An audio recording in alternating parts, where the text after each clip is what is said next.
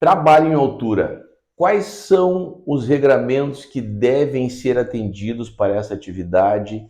Quais são os cuidados que devem ser tomados para que os colaboradores possam exercer sua atividade laboral em total segurança? Esse é o nosso tema de hoje. Agora sim. Primeiramente, como destacar que existe, dentre as normas regulamentadoras, no caso do trabalho em altura, a NR 35, que é justamente a norma que traz as diretrizes que devem nortear essa atividade empresarial. Tomando-se por pressuposto que o trabalho em altura é todo aquele exercido acima de 2 metros do nível normal, em que haja exposição ao risco, ou seja, em que o colaborador possa de alguma forma estar exposto ao risco de quedas. E vale lembrar que essa normativa deve ser estritamente atendida. Nós vamos trazer aqui todos os requisitos básicos, tanto para a própria empresa quanto para os colaboradores, que devem sim ser observados para que não haja nenhum risco de queda e que possa assim trazer alguma repercussão negativa para a integridade física desses colaboradores, bem como até mesmo risco de morte, ou então desdobramentos indenizatórios também negativos para o empregador.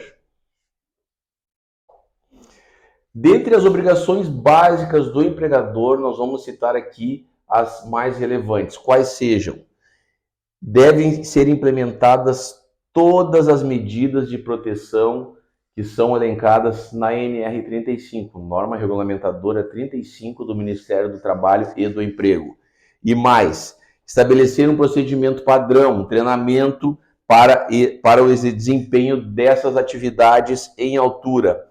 Realizar uma análise de risco. É muito importante que a empresa faça essa análise, possua profissionais capacitados que possam averiguar, aferir se a atividade está se desempenhando da melhor forma, com total segurança, uma vez que a detectação de qualquer risco deve ensejar a imediata paralisação dessa atividade. É um cuidado muito importante que o empregador deve tomar. E mais, garantir essa avaliação prévia com o planejamento e a adoção de medidas de segurança. Muito importante que esses cuidados sejam tomados pelo empregador. Além disso, informar os colaboradores, cientificá-los de todas as questões que envolvem essa atividade, assegurar que ela seja desenvolvida somente a adoção e fiscalização de todas as medidas de segurança, certo? Garantir, possuir um sistema.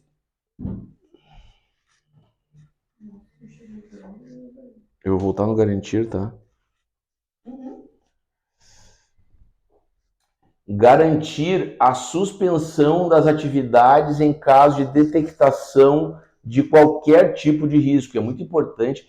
Esse poder fiscalizatório compete sim ao empregador, uma vez que a legislação trabalhista determina que todo o risco da atividade econômica é sim do empregador. Então, compete a ele implementar um sistema de segurança e fiscalização eficaz, né, orientando os seus agentes para que determinem a imediata suspensão ou paralisação do trabalho sempre que for detectado qualquer tipo de risco à integridade física ou até mesmo à própria vida dos seus colaboradores.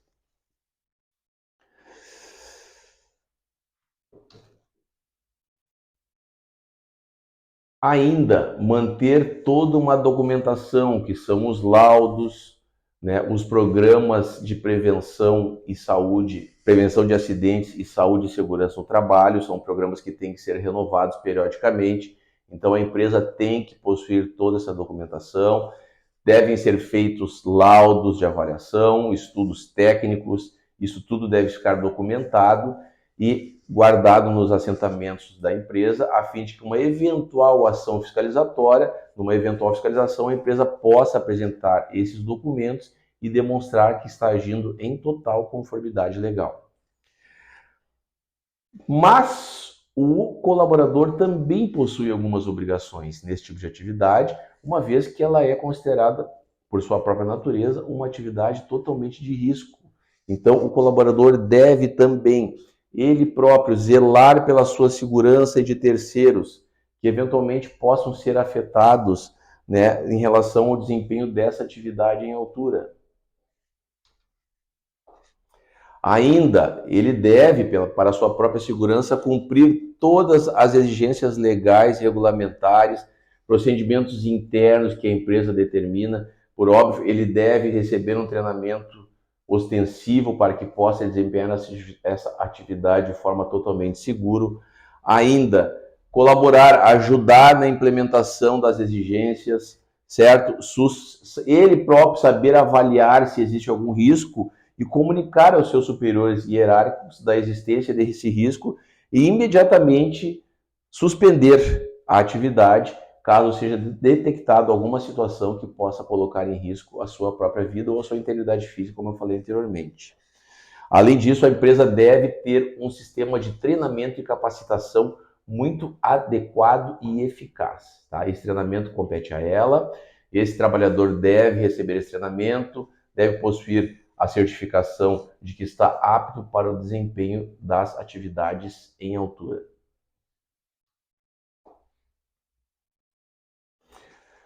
Não poderíamos deixar de falar, por óbvio, do fornecimento e da utilização e da fiscalização dessa utilização dos nossos equipamentos de proteção individuais, né, os EPIs. Eles devem estar em dia com a sua data de validade, a empresa deve fornecer esses equipamentos, deve fiscalizar a sua utilização, deve aferir a sua validade, né? Não basta fornecer lá no início do contrato e depois nunca mais verificar se eles ainda são eficazes, certo? Nós vamos trazer um caso prático em que a empresa não tomou esses cuidados e teve uma repercussão indenizatória negativa, certo? E além disso, é muito importante que você, empresário, faça a fiscalização da utilização, isso é uma obrigação sua, faça o seu colaborador assinar um termo de recebimento e o principal, guardar as notas fiscais desses equipamentos de proteção individual. Esses documentos todos e a fiscalização são fundamentais para que você possa comprovar numa eventual ação fiscalizatória ou eventual ação trabalhista de que você forneceu o equipamento, que ele é apto, está em condições, cumpre as exigências necessárias e está com a data de validade em dia.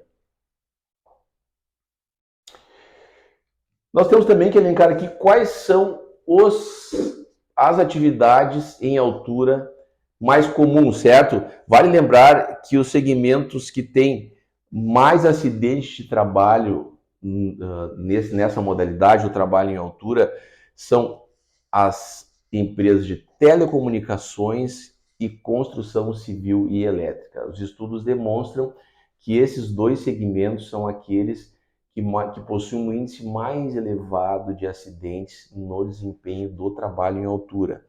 Mas nós vamos citar aqui alguns outros, certo? Que também são reconhecidos por lei, dentre eles o trabalho em plataformas e andaimes, manutenção de fornos e caldeiras, trabalho em poços e escavações, transporte de cargas por veículos rodoviários, ferroviários e marítimos, armazenamento de materiais, montagem e desmontagem de estruturas ou plantas industriais.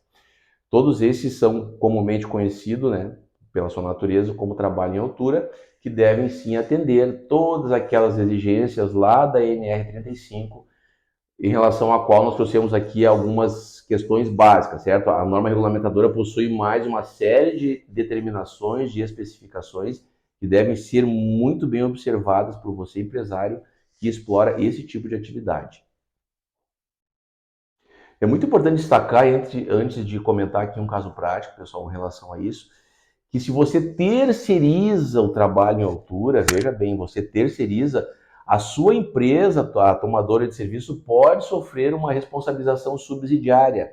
Então não adianta você terceirizar o trabalho em altura e deixar a encargo dessa terceirizada todas as questões de fiscalização, EPIs, atendimento das normas regulamentadoras, questões dos estudos, dos laudos de saúde e prevenção de acidentes de trabalho. Você precisa também fiscalizar, pois uma eventual ação fiscalizatória do Ministério do Trabalho ou até mesmo uma condenação em ação trabalhista pode recair sobre a sua empresa.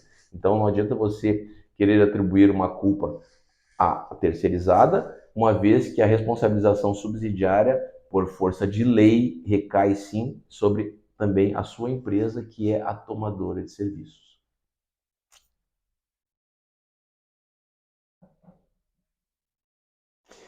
E nós vamos citar aqui um caso prático, recentemente julgado, em que um operador de transpaleteira elétrica atuava em uma distribuidora de remédios, desempenhando suas atividades em alturas de até 12 metros, certo? Sem utilizar a linha de vida. Pessoal, o que é a linha de vida? A linha de vida é aquele cabo, certo? Em relação ao qual o colaborador fica preso por um cinto de segurança. O próprio nome diz, é a linha de vida, porque ela garante que eventual queda pode ser evitada uma vez que ele está preso a essa linha, certo? É um cabo do material totalmente seguro, seja de aço ou não, em que ele fica preso. E quando ele está desempenhando a atividade, caso ele venha resvalar, cair por qualquer motivo, ele fica assegurado que ele não vai ter uma queda fatal ou que possa comprometer a sua integridade física. É a chamada linha de vida, certo? É esse cabo no qual ele fica preso durante todo o desempenho da sua atividade e que nesse caso não existia. E veja bem, além disso, a empresa não fornecia capacete ou botinas, um equipamento inadequado, ou seja, o elevador que era utilizado para o desempenho da sua atividade não era apropriado para elevar pessoas, mas tão somente materiais.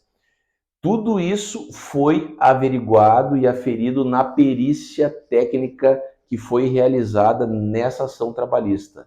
Ou seja, totalmente fora dos padrões estabelecidos pela NR35, sem a utilização da linha de vida, que uma proteção básica que deve possuir o trabalhador nesse tipo de atividade, sem contar a inexistência dos equipamentos de proteção individual inadequados, como capacete, botinas, além do elevador, que não era o próprio para utilização de seres humanos, de pessoas, mas tão somente de materiais.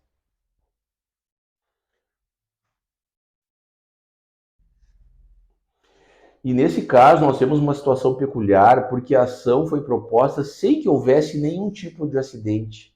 A empresa foi condenada somente ao pagamento de R$ 35 mil por danos morais. Ou seja, evidentemente não há a necessidade de que tenha ocorrido um acidente. Não precisa ter se ocasionado o desfecho desastroso com a comprometimento da integridade física do trabalhador, da sua própria vida, mas simplesmente ficou comprovado a exposição ao risco. E esse fato por si só foi o ensejador e motivador dessa condenação, que depois, em grau de recurso, foi reduzida para 15 mil, atendendo aos parâmetros jurisprudenciais do TRT4, TRT, Tribunal Regional do Trabalho da 4ª Região do Rio Grande do Sul.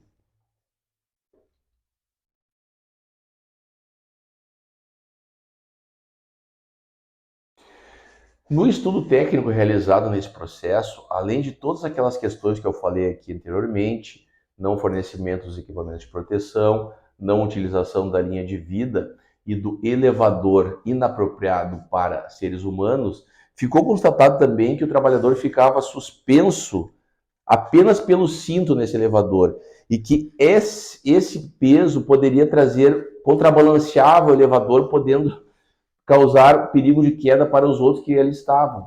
Então, essa situação agregada a todas as outras questões que eu falei anteriormente, por si só, já fundamentaram essa condenação por danos morais.